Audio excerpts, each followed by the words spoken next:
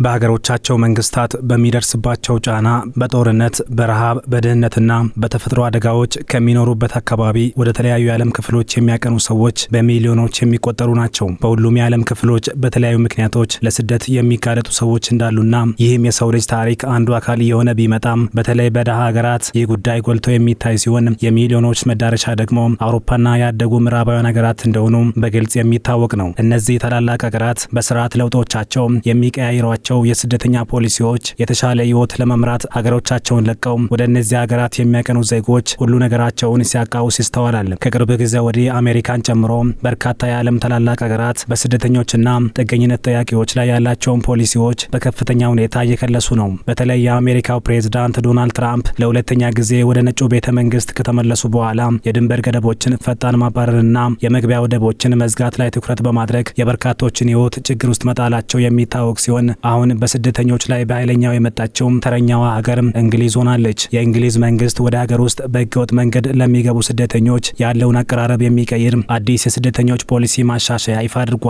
ይህ ማሻሻያ በተለይ የሰብአዊ መብት ህጎችን አተረጓጎም በማሻሻል ህገወጥ ስደተኞችን ከሀገሪቱ የማስወጣት ሂደትን ለማቀላጠፍ ያለመ ነው። የእንግሊዝ የሀገር ውስጥ ሚኒስትር ሻባና ማህሙድ ለውጦቹን በይፋ ያሳወቁ ሲሆን መንግስት ይህንን በዘመናዊው ዓለም የሚተገብረው እጅግ ሰፊው የስደተኞች ፖሊሲ ማሻሻያ መሆኑን ተናግረዋል። የለውጡ ዋና ነጥብ ዩሮፒያን ኮንቬንሽን ኦን ሂውማን ራይትስ ወይም የአውሮፓ የሰብአዊ መብት ስምምነት በእንግሊዝ ፍርድ ቤቶች የሚተረጎምበት መንገድ ነው ተብሏል።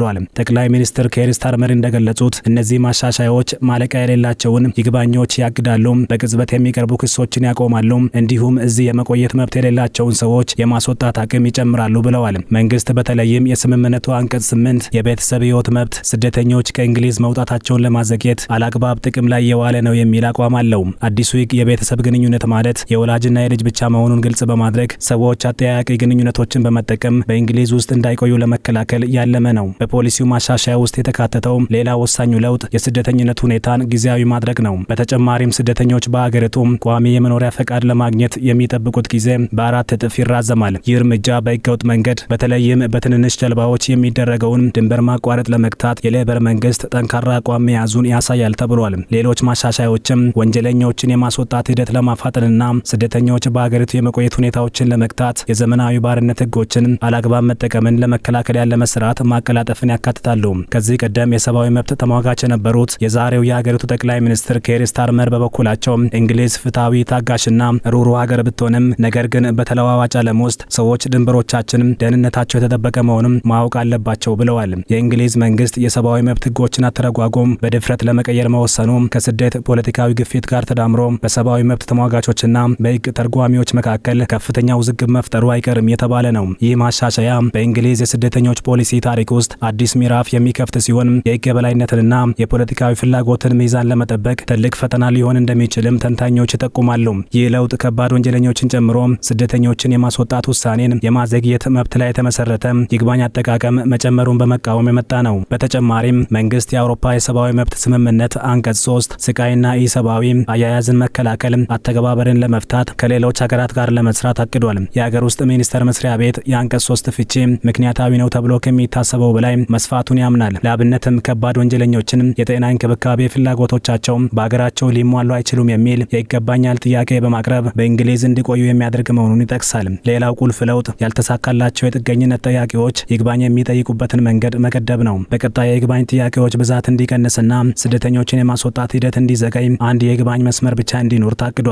እንዲሁም በዴንማርክ ከሚሰራው ዲፖርቴሽን ኦፍ ዳንጀረስ ክሪሚናልስ ወይም አደገኛ ወንጀለኞችን የማስወገድ ሂደት ጋር ተመሳሳይ የሆነ አዲስ ገለልተኛ አካል ይቋቋማልም ተብሏል። የማሻሻያዎቹ አጠቃላይ ዓላማ የጥገኝነት ሁኔታ ጊዜያዊ እንዲሆንና ደህንነቱ በተጠበቀ ጊዜ ሰዎች ወደ ትውልድ ሀገራቸው እንዲመለሱ ለማድረግ በየጊዜው እንዲገመገም ማድረግና አደገኛ የትንሽ ጀልባ ጉዞዎችን ለመቀነስ ህጋዊ የፍልሰት መንገዶችን መዘርጋት ነው። በእንግሊዝ የጥገኝነት ጠያቂዎች የመኖሪያ ቤትና ሳምንታዊ አበል ዋስትና ከእንግዲህ ወዲህ ታሪክ ሆኖ ይቀራል ተብሏል። መንግስት ለመመሪያው ከዴንማርክ ጥብቅ የስደተኞች አቀራረብ ተነሳሽነት ወስዷል ነው የተባለው። ዴንማርክ ልክ እንደ እንግሊዙ ገዢው ፓርቲ ሌበር ተመሳሳይ የፖለቲካ አቋም ባለው መንግስት ስደተኞችን ወደ ሀገር ውስጥ የሚስቡ ማበረታቻዎችን በማስወገድና ህገወጥ ስደተኞችን የማስወጣት መጠን በመጨመር ተሳክቶላታል። የፖሊሲው ለውጥ አስፈላጊነት እየጨመረ በመጣው ህገወጥ ስደት ምክንያት ነው ተብሏል። የእንግሊዝ የሀገር ውስጥ ሚኒስቴር መስሪያ ቤት የቅርብ ጊዜ አሃዞች እንደሚያሳዩት በዚህ ዓመት እስከ ተያዘው ሳምንት ድረስ 39075 ሰዎች በትንንሽ ጀልባዎች ወደ እንግሊዝ ገብተው አመልክተዋል። ይህ አሃዝ ከ2024 የዓመቱ አጠቃላይ ቁጥር 36816 ከ2023ቱም 29437 ያለፈ ሲሆን ከ2022ቱ ከፍተኛ ቁጥር 45774 ግን ያነሰ ነው። የእንግሊዝ ስደተኞች ምክር ቤት ዋና ስራ አስፈጻሚ ኢንቨር ሰለሞን ለውጦቹ ሰዎች አደገኛውን ጉዞ እንዳያከናውኑ ያገዱም፣ ነገር ግን ወንዶችን፣ ሴቶችንና ህጻናትን በእንግሊዝ ህይወትን እንዳይላመዱና ከማህበረሰቡ ጋር እንዳይዋሄዱ በግፍ ይከለክላሉ ሲሉ ተናግረዋል። በተጨማሪም የጥገኝነት ጠያቂዎች ሁኔታ በየጊዜው መገምገም የሚያስፈልገው በመሆኑ ይህ እቅድ በ10 ዓመታት ውስጥ ከ870 ሚሊዮን ፓውንድ በላይ ኪሳራ ሊያስከትል እንደሚችል ዋና ስራ አስፈጻሚው ገልጸዋል። በተጨማሪም እነዚህ አዳዲስ ፖሊሲዎች ቀደም ሲል ዘ ዊንድራሽ ስካንድል በሚባለው አሳዛኝ ክስተት ወቅት እንደ ስደተኛ ወደ ሀገሪቱ የመጡ ታታሪ ሰዎች ተገቢ ያልሆነ አያያዝና ጭካኔ የተሞላበት ድርጊት እንደተፈጸመባቸው የሚጠቁም አሳዛኝ ታሪክ ይኖራቸዋል ሲሉ አክለዋል።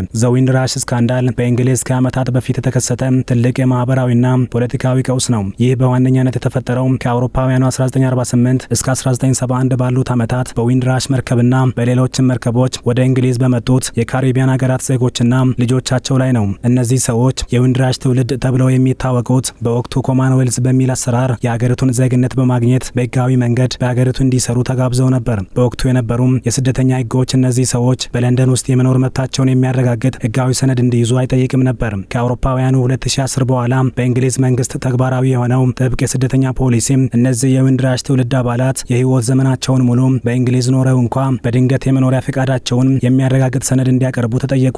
በወቅቱ ሰነድ ያልተሰጣቸው በመሆኑ በርካቶቹ አስፈላጊ ሰነዶችን ማቅረብ ባለመቻላቸው እንደ ህገወጥ ስደተኛ ተቆጠሩ። በዚህም ምክንያት በርካታ የዊንድራሽ ትውልድ አባላት አንዳንዶች ያለ ጥፋታቸው ታስረው ወደ መጡበት ሀገር ተባረዋል። ስራቸውን፣ የጤና እንክብካቤ አገልግሎቶችንና የማህበራዊ ጥቅማ ጥቅሞችን ተነፍገዋል። ከባድ የገንዘብ ችግርና ከፍተኛ የስነ ልቦና ጉዳትም ደርሶባቸዋል። ይህ ቅሌት መንግስት ራሱ የሰጠውን የረጅም ጊዜ ቃል ኪዳን በማፍረስ በታታሪ ዜጎች ላይ ኢፍትሐዊና ጭካኔ የተሞላበት ድርጊት መፈጸሙን ያሳያል።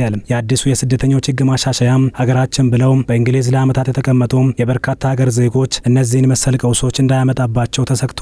መንግስት በስደተኞች ላይ የያዘው ይህ ጠንካራ አቋም በሰብአዊ መብት ተሟጋቾችና ተቋማት ከፍተኛ ትችት ቀርቦበታል። እነዚህ ተቋማት አዲሱ ፖሊሲ በእንግሊዝ ተስፋ ቆርጠው የተቀመጡ ሰዎችን ወደ ከፋ ችግር እንደሚገፋ ይገልጻሉ። ፍሪደም ፍሮም ቶርቸር የተሰኘ የስደተኞች ተሟጋች ድርጅት ኃላፊ ሲል ሬይኖልድስ እነዚህ ሀሳቦች አስቀድሞ ሁሉንም ነገር ያጡ ሰዎችን የሚቀጡ ናቸው ሲሉ ተናግረዋል። ሰዎች ወደ አሰቃቂዎቹ እንዳይመለሱ የሚከለከሉ ጥበቃዎችን ማስወገድ እንደ ሀገር መለያችን አይደለም ብለዋል። እቅዶቹ የፖለቲካ ፓርቲዎች እርስ በርስ በመጨካከን ለመበላለጥ የሚሞክሩበት የውድድር ፍጥነት ያሳያል ያሉት ኃላፊዋ ይህ እርምጃ የፖለቲካዊ ነጥብ ለማግኘት ተጋላጭ የሆኑ ሰዎችን የመጠቀም ተንኮል አዘል ሙከራ ነው ሲሉ ገልጸዋል። የለንደን መንግስት የወሰደው ይህ እርምጃ የህዝቡን ስጋቶች ለመቅረፍና የድንበር ደህንነትን ለማስጠበቅ ያለመ ቢሆንም በሰብአዊ መብት ህጎች ላይ የሚያመጣው ከፍተኛ ለውጥና በስደተኞች ላይ የሚፈጥረው ተጨማሪ ችግር የእንግሊዝን የሞራልና የህግ አቋም የሚፈታተን ይሆናል ሲሉም ተንታኞች ይናገራሉ።